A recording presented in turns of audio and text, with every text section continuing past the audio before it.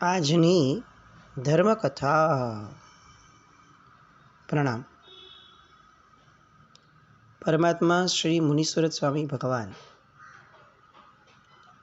આ કાળના 24 નિયત તીર્થંકર પરમાત્માઓમાંના 20મા તીર્થંકર પરમાત્મા.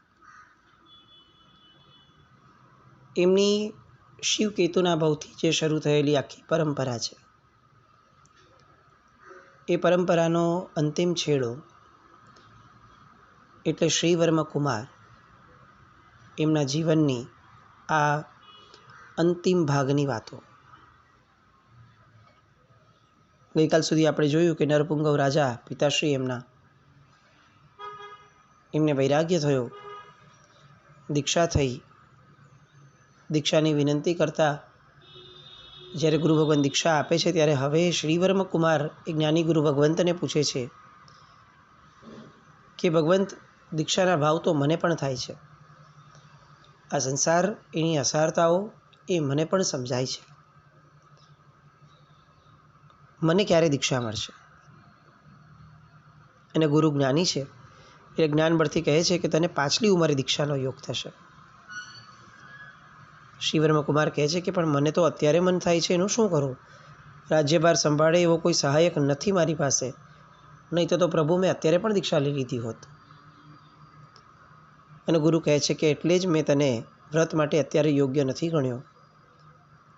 તારી યોગ્યતા જે છે એ તારી પટરાણી વસંતશ્રીને ક્રમશઃ જ્યારે 2 પુત્રો થશે, એમાંનો પ્રથમ પુત્ર બાલ્યાવસ્થામાં મૃત્યુ પામશે અને બીજો જે કીર્તિવર્મા નામનો પુત્ર છે એ રાજ્ય દુરા માટે સમર્થ થશે, તને ત્યારે દીક્ષાનો યોગ સાંપડશે. શ્રીવર્મ કુમાર પૂછે છે કે ભગવંત, એક વાત કહો, હું મોટી ઉંમરે દીક્ષા લઈશ, એ વાત જો આપ કહો છો તો હવે મને પ્રશ્ન એ થાય છે કે હું એ રીતે દીક્ષા લીધા પછીથી આરાધક થવાનો કે વિરાધક થવાનો? શ્રીવર્મ કુમારનો અંદરનો વૈરાગ્ય ભાવ પ્રબળ છે, એ તો ચોક્કસ વાત છે,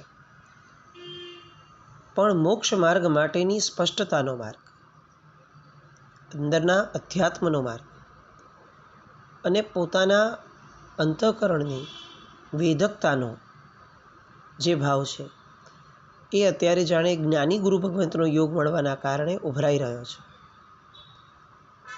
દરેક આરાધક સાધક આ બધાની એક મનોવૃત્તિનો પ્રશ્ન બહુ સહજ જે સામાન્ય રીતે બધામાં જોવા મળે એ આ કે જ્યારે કોઈ જ્ઞાની ગુરુ ભગવંત મળે અને ગોઠડી થાય ત્યારે સૌથી પહેલો પ્રશ્ન એ જ્ઞાની પાસે નીકળે કે હું આરાધક થઈશ કે વિરાધક?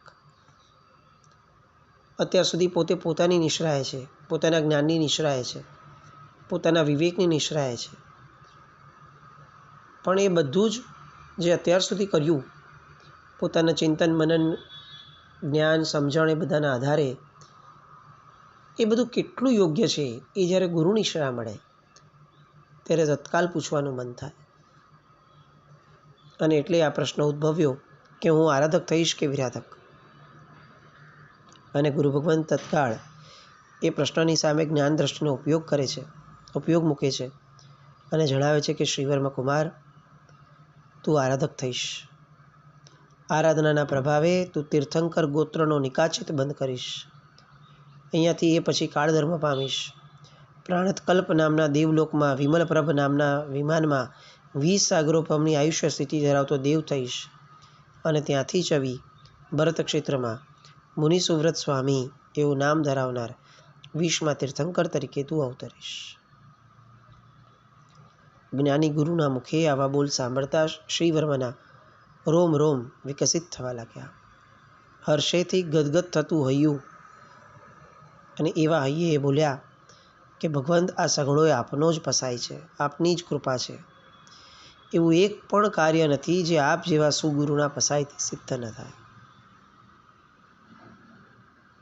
કેવી અંદરની સમર્પિતતા છે!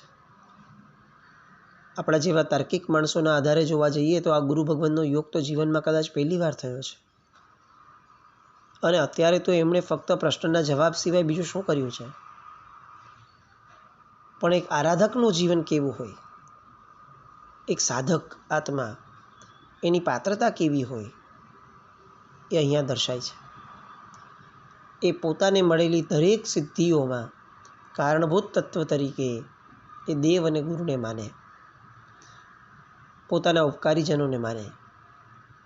અને ફક્ત માને એવું નહીં, તમામ જે એની ક્રેડિટનો ભાવ છે એ બધું એમના ચરણે સમર્પિત કરે. અને કરે એટલે મન વચન કર્મ ત્રણેયથી કરે. શબ્દથી કરે અને પછી શબ્દથી જ પાછા થોડા સમયમાં પલટાય. કેમ તો આપણે પણ કેટલુંક તો આરાધના કરી છે, પણ બધું જ ઠીક છે, થાય છે ત્યાં સુધી કરીએ છીએ. આવું કંઈ જ નહીં, કંઈ જ નહીં. મારાથી થતું જ નથી તો મારાથી થાય ત્યાં સુધી હું કઈ રીતે કરું, આ સ્પષ્ટતા એમને હોય. દેવગુરુ ધર્મ પસાય આ શબ્દ એમને એમ ન બોલાતો હોય. આ બોલાયા પછીથી એક ક્ષણ માટે પણ નહીં ને એક શબ્દ માટે પણ નહીં, ક્યાંય પોતાનો રોલ પ્લે એ ક્યાંય મનમાં પણ ચિત્રમાં પણ ન હોય. દેવગુરુ ધર્મ પસાય એટલે દેવગુરુને ધર્મની જ પસાય, એમની જ કૃપા. આ જકાર આવે અને આ જકારના કારણે મનની અંદરનો અહંકાર એ નીકળે. શ્રી વર્મકુમાર અહીંયા આ પરાકાષ્ઠાની સમર્પિતતાના ધણી બની અને આ વાત મૂકે છે કે ગુરુદેવ બધું આપના જ પસાય છે. આખા સાધુ સમુદાયમાં, ત્યાં બેઠેલા તમામ વ્યક્તિઓમાં, રાજ પરિવારના જેટલા પણ સ્નેહી સ્વજનો છે, બધામાં આનંદની વ્યાપ્તિ થઈ. હૃદય ઉભરાઈ ગયું. એક તીર્થંકર થનાર જીવ આપણા ભેગો છે, એનો જે ઉલ્લાસ, ઉત્સાહ અને આનંદ પ્રગટવો જોઈએ એવો બહુમાન અને અહોભાવ પ્રગટ્યો. સાધુ સમુદાય જે છે એ બધા જ બહુમાન ભાવથી પણ એમને નિરખવા લાગ્યા કે આ તો આવતા ભાવમાં તીર્થંકર થનાર જીવ છે. એમના પિતા મહારાજની દીક્ષા પૂર્ણ થઈ, વિધિ સંપન્ન થઈ અને બધા જ સ્વસ્થાને ગયા. ગુરુ ભગવંત પણ થોડા સમયમાં ત્યાંથી વિહાર કરીને ગયા. હવે આ શ્રીવર્મ રાજવીએ ન્યાય અને પરાક્રમપૂર્વક રાજ્યધુરા સંભાળી છે. મિત્રો અને આશ્રિતો માટે કલ્પવૃક્ષ સરીખો છે અને શત્રુ પક્ષ માટે એ જીવતા પ્રલયની જેમ પુરવાર થઈ રહ્યા છે. પોતાના અજેય બાહુબળ અને સૈન્ય બળની સહાયથી એમણે દેશ દેશાંતરના અનેક રાજાઓ જે ઉદ્દંડ થયા હોય એમને વશ કર્યા, પોતાની આણ સ્થાપી. 500 એની રાણીઓ થઈ. અને આ તો બધી રાજ્યની કર્તવ્ય ધારા હતી. આ બધાની સાથે ધર્મકરણીમાં ધર્મ પણ એટલો જ દત્તચિત્ત રાખ્યો હતો. એમના શાસિત પ્રદેશોમાં જ્યાં જ્યાં જિનાલયો નહોતા ત્યાં ત્યાં એમણે જિનાલયોના નિર્માણ કરાવડાવ્યા. જે જિનાલયો જીર્ણ અથવા જર્જરિત થયેલા હતા એ ચૈત્યોનો એમણે જીર્ણોદ્ધાર કરાવવા માંડ્યો. સ્નાત્ર મહોત્સવ, અષ્ટાનિકા ઉત્સવ, રથયાત્રા, એનું તો જાણે એમને વ્યસન હતું. એટલે નાનકડો પણ પ્રસંગ બને એટલે ઠેર ઠેર અને વારંવાર આ બધા અનુષ્ઠાનો યોજતા રહ્યા. પોતાના પિતા નરભુંગવ મુનિ અને આનંદસુરી મહારાજ એ બંને અવસરે અવસરે એમના આંગણે પધાર્યા છે. એમણે ધર્મબોધ પમાડતા રહે છે. સમય વીત્યો. આનંદસુરી મહારાજ અણશન વ્રત કરી અને સમાધિપૂર્વક નિર્વાણ પદ પામ્યા અને નરપુંગવ રાજર્ષિ આરાધના કરતાં કરતાં દેવલોક સંચર્યા. હવે આ આનંદસુરી મહારાજની પાટે નંદનસુરી નામના બહુશ્રુત આચાર્ય ભગવંત પ્રતિષ્ઠિત થયા. તેમણે પણ પોતાના ગુરુ ભગવંત જેમને યોગ્ય જાણી અને આ ઉપદેશ વગેરે આપતા હતા એ શ્રી વર્મ રાજા માટે ચંદ્રપુર આવવા માટેનું વારંવાર એ પોતે કરતા. શ્રીવર્મ કુમાર પણ આ ધર્મબોધને વારંવાર વાંચતા હતા. સમય વીત્યો. દિવસો, મહિનાઓ, વર્ષો વીતતા ચાલ્યા ગયા અને એક દિવસ એવો આવ્યો કે જાણે કાળ પરિપક્વ થયો. પેલા ગુરુ ભગવંતે જેમ કહ્યું હતું એવી રીતે હવે કીર્તિવર્મા નામનો જે પુત્ર છે એ રાજ્ય સંભાળવાને યોગ્ય થયા. એમને રાજ્ય સોંપ્યું શ્રીવર્મ કુમારે અને નંદનસુરી ભગવંતના ચરણોમાં જીવન સમર્પિત કરીને ચારિત્ર અંગીકાર કર્યો. એમની સાથે કેટલાય સામંતો, મંત્રીઓ, સેવકો બધાએ અને વસંતશ્રી રાણીએ પણ દીક્ષા લીધી.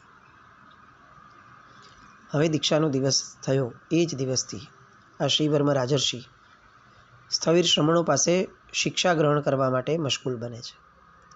આચાર પાલનની શિક્ષા લે કેટલાક પાસે, તો કેટલાક પાસે આગમો અને શાસ્ત્રોના પાઠ લે. તન્મય બનીને જીવન વ્યતીત કરવા લાગ્યા. કેટલીક વાર કીર્તિવર્મા એટલે કે પોતાનો પુત્ર અથવા પોતાની પૂર્વ અવસ્થાની રાણીઓ એ બધા એમની સામે આવે તો એમની સામે નજર પણ ન થાય.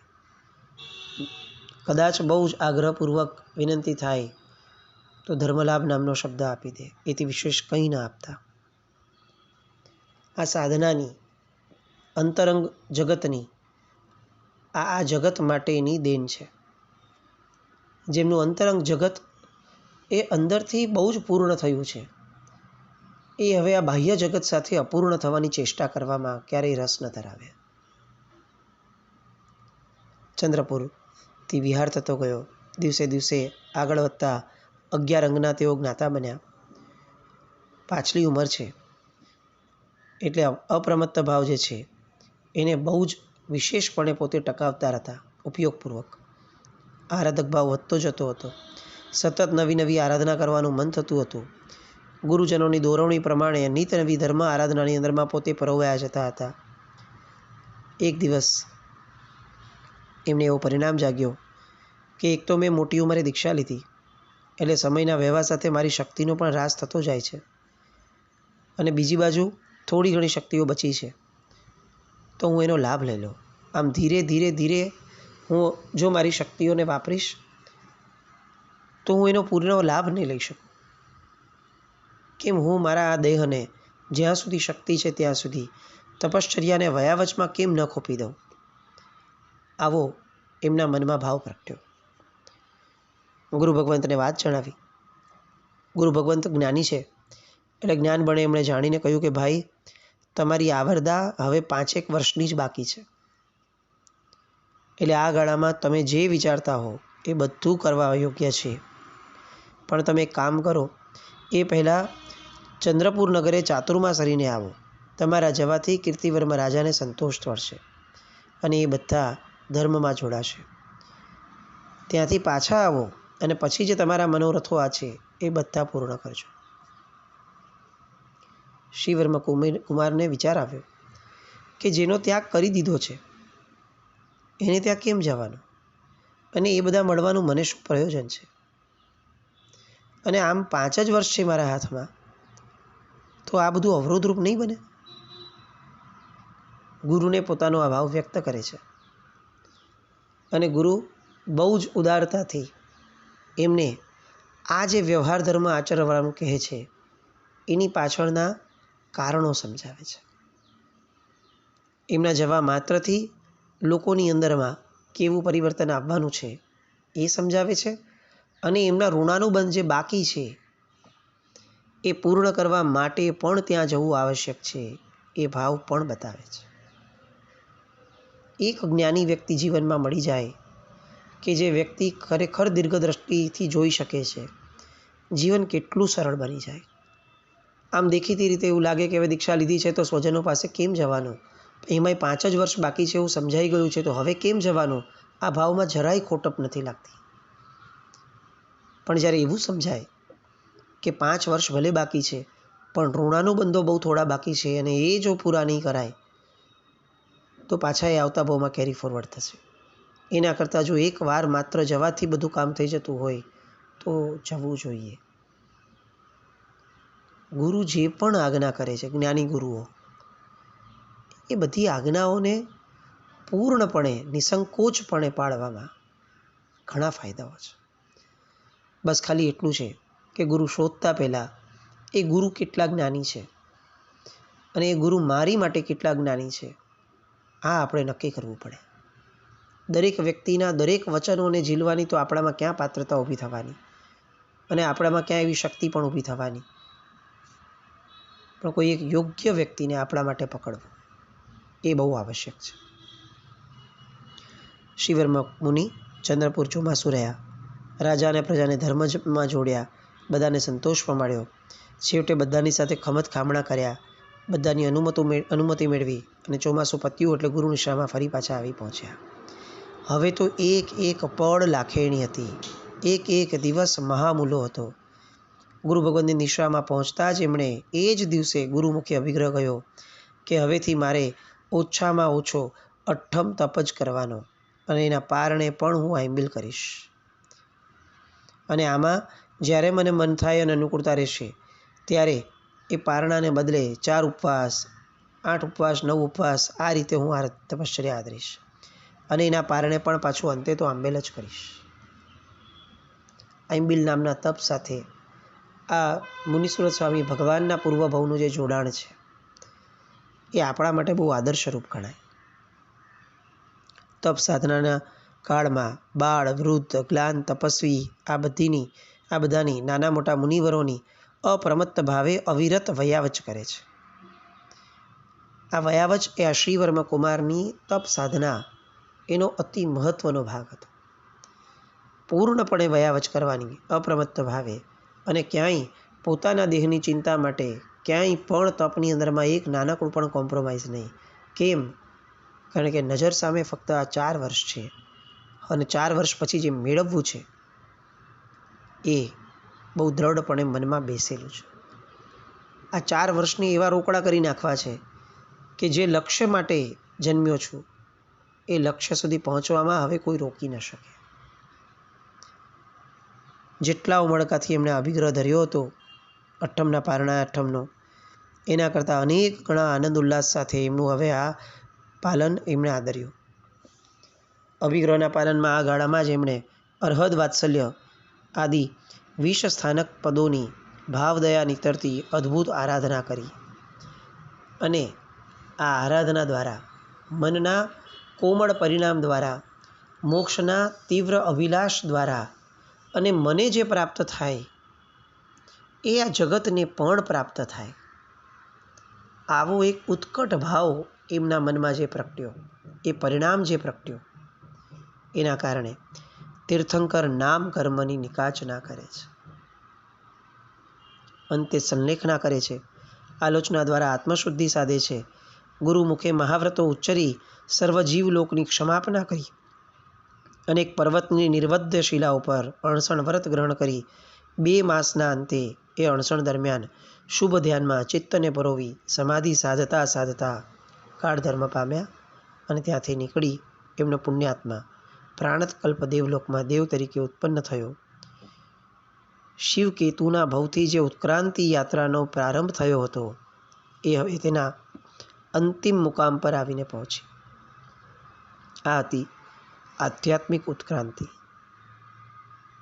આપણને વિજ્ઞાનવાદ છે માનવીની ઉત્ક્રાંતિનો સમય અને એના કારણોને બધું દર્શાવે છે.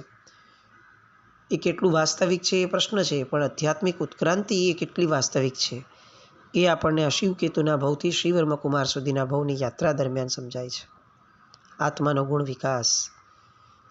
એક આત્મા જ્યારે માનવીય, નૈતિક, ધાર્મિક અને આત્મિક સદ્ગુણોને પોતાનામાં વિકસાવતો જ જાય છે ત્યારે આત્મિક પ્રક્રિયાના અંતે એની ચરમ પરમ સીમાએ પહોંચી અને એ પોતાના અંતિમ લક્ષ્ય સમા આ જગતના આ 3 લોકના નાથ બનવાની પ્રક્રિયા, માર્ગદર્શક બનવાની પ્રક્રિયામાં એ સંચરે છે. શિવકેતુ કે જે સૂક્ષ્મ બિંદુ હતું એ આજે પારણક દેવલોકમાંથી જન્મી અને મુનિસુવ્રત સ્વામી ભગવાન રૂપે એ ચરમ બિંદુ તરીકે પ્રકટ થયા. શિવકેતુમાંથી કુબેરદત્તથી પછી વજ્રકુંડલ અને વજ્રકુંડલથી પછી શ્રીવર્મા. આ પ્રત્યેક મુકામમાં સદ્ગુણોની જે ઉત્તરોત્તર ચડતો વિકાસક્રમ થયો છે એમની જે 16 કળાએ વિકસવાની અંદરની ઉત્કટ ભાવના હતી એ ભાવનાને આપણે આટલા દિવસ સુધી સંવેદી. એમણે પોતાનું પરમ કલ્યાણ સાધ્યું. ચિત્તની અંદરમાં એક વાત દ્રઢપણે જાણે એમના મનમાં રમતી હતી કે મારી ધર્મ સાધના વડે મારા એકલાનું જ કલ્યાણ થાય એ મને મંજૂર નથી. મારે એવી સાધના આદરવી છે જેના ફળ સ્વરૂપે મારું તો શ્રેય થાય જ, પણ મારા દ્વારા આખા જીવ અને જગતનું શ્રેય થાય. અને આ શ્રેય માટે પોતે ક્યાંય રખડ્યા નથી, પોતે ક્યાંય પરોપકારના કાર્યો કરવા ગયા નથી, પોતે ક્યાંય પરોપકારને જ ઈષ્ટ ગણ્યું છે એવું નથી થયું. એમણે સ્વ ઉપકારને જ પાયો ગણ્યો છે. જે વ્યક્તિ સ્વ ઉપકાર નથી કરી શકતો એના પરોપકારનો અર્થ સરતો નથી.